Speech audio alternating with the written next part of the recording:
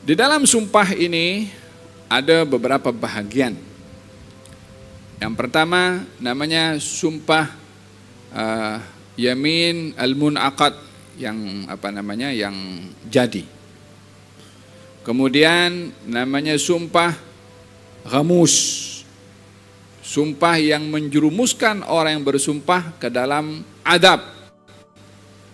Yang ketiga adalah sumpah namanya sumpah al-laghaw, yang sumpah yang tak valid, sumpah yang tak dianggap sebagai sumpah. Yamin, sumpah yang betul-betul, yang sah, ada bila seseorang bersumpah dengan menyebut nama Allah Subhanahu wa taala. Maka dalam hal ini tuntutannya kepada orang yang bersumpah wajib untuk menunaikan sumpah tersebut. Melainkan bila sumpah itu kandungannya adalah untuk hal yang haram. Seperti orang bersumpah, saya bersumpah dengan nama Allah, wallahi, contoh disumpah macam itu, saya akan putuskan silaturahim, contohnya. Dia bersumpah, tapi sumpahnya kepada sesuatu yang haram. Apa patut dia buat? Dia patut langgar sumpahnya, wajib langgar sumpahnya. Dan dia tidak melakukan apa yang ia sumpahkan tadi, yaitu memutuskan silaturahim. Apa sebab? Menyambung silaturahim wajib, putus silaturahim itu haram. Kalau dia bersumpah untuk yang haram, maka sumpahnya haram, dan melakukan perbuatan disumpahkannya pun juga haram. Sementara pada sumpah ada alternatif, dia boleh bayar kafarah, dia boleh ganti rugi. Tapi menyambung tali silaturahim wajib, tidak boleh untuk memutuskan tali silaturahim. Dalam hadis Nabi Muhammad SAW, barang siapa di antara kamu yang bersumpah lalu sumpah itu bercanggah dengan syariat, maka langgarlah sumpah kamu, maknanya bayarlah kafarah tanpa melakukan apa yang di Siddiq radhiyallahu anhu wa ardhah, ketika beliau marah kepada familynya bernama Mistah, sebab Mistah ini orang yang tergelincir menuduh yang bukan-bukan kepada Siti Aisyah radhiyallahu anha wa ardhaha. Jadi Sayyidina Abu Bakar marah sebagai seorang ayah. Mistah ini makan minumnya yang tanggung Sayyidina Abu Bakar, yang bagi nafkah dan hadiah atau sedekah kepada Mistah Sayyidina Abu Bakar. Tapi oleh kerana Mistah berbuat demikian, maka Sayyidina Abu Bakar marah dan bersumpah, demi Allah saya tak akan bagi lagi kepada dia.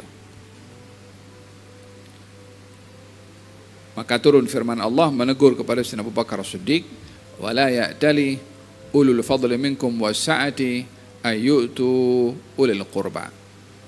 Jangan sekali-kali orang yang ada kelebihan harta bersumpah untuk tidak memberi kepada kaum kerabat.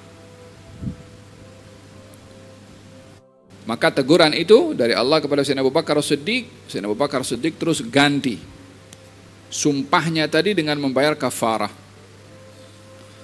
dan sedekahnya kepada Mistah diteruskan hatta Mistah berbuat demikian. Karena menghentikan sedekah kepada kaum kerabat itu memutuskan perkara yang baik yang dia lakukan. Oleh karena dia bersumpah untuk melakukan perkara yang tidak baik, maka dilanggar sumpahnya, dikembalikan apa yang menjadi kebiasaan kepadanya untuk memberikan sedekah kepada Mistah. So kiaskan, apa saja kita pernah bersumpah, bila yang isi sumpah itu hal yang dilarang dalam syarak, langgar sumpahnya dengan membayar kafarah atau berpuasa selama 3 hari, dan apa yang disumpahkan tidak boleh untuk dilakukan. Ada sumpah namanya sumpah ghamus. Sumpah ghamus, sumpah yang haram, sumpah yang menenggelamkan seorang ke dalam api neraka dan azab. Siapa dia? Orang yang bersumpah sementara dia tahu isi kandungan sumpahnya itu dusta, palsu. Seperti orang bersumpah di mahkamah, bersaksi kalau si fulan berbuat begini, padahal dia tak tahu. Hanya dia mungkin dapat duit dekat sebelum masuk ke dalam mahkamah itu. syahadat az-zur. Maka ini adalah orang yang bersumpah tapi berdusta pada sumpahnya. Maka dalam hal ini sumpahnya itu boleh membawa orang tersebut ke dalam api neraka. Ada sumpah namanya sumpah laghu. Sumpah laghu, sumpah yang tak valid. Sumpah yang tak valid ini orang yang kebiasaan sikit-sikit wallahi, sikit biasanya orang Arab lah. Daripada mana kamu? Wallahi dari kedai tadi. Untuk apa orang sebut wallahi dari kedai? Tapi dah memang terbiasa sebutan seperti itu. Maka sumpah seperti ini adalah namanya sumpah laghu yang tak dikira sebagai sumpah. Kalaupun dia dusta pun juga tak dianggap sebagai sumpah yang wajib membayar kafarah. Walaupun dustanya tetap dusta. Tapi penggunaan kalimat wallahi tadi pada hal-hal seperti ini tidak dianggap sebagai sumpah yang ada tindakan kepadanya. Ya, hada berkenaan dengan sumpah. Seorang yang menggunakan nama berhala dalam sumpah ini dan sengaja menyebut nama berhala, berkeyakinan berhala sebagai Tuhan, ya akan jadi kufur. Tapi bila ia mengucap terlepas, maka hendaklah diiringi dengan mengucapkan la ilaha illallah. Supaya apa yang disebut tadi dengan lisan di counter juga dengan lisan dan keyakinan. Dia menunjukkan Wallata wal Uzza contohnya. La ilaha illallah. Tak ada Tuhan selain Allah. La lata wala Uzza wala kharbatah. Walhasil tak ada lagi Tuhan selain daripada Allah subhanahu wa ta'ala. Wa man qala li sahibihi. Dan barang siapa yang berkata kepada temannya, Ta'al ugamirka. Jom kita berjudi. Fal yatasaddaq. Maka hendaklah dia bersedekah. Baik itu serius atau tidak. Kalau orang ngajak kawannya, jom beli nomor ekor kan? Jom kita berjudi. Bila dia berkata demikian, dan judi itu adalah hal yang haram, mengajaknya dengan kata-kata pun juga haram, maka sebagai kafarahnya, selain daripada taubat, dia kena bersedekah. Kena bersedekah. Berapa banyak sedekahnya? Tengok berapa banyak dia nak berjudi.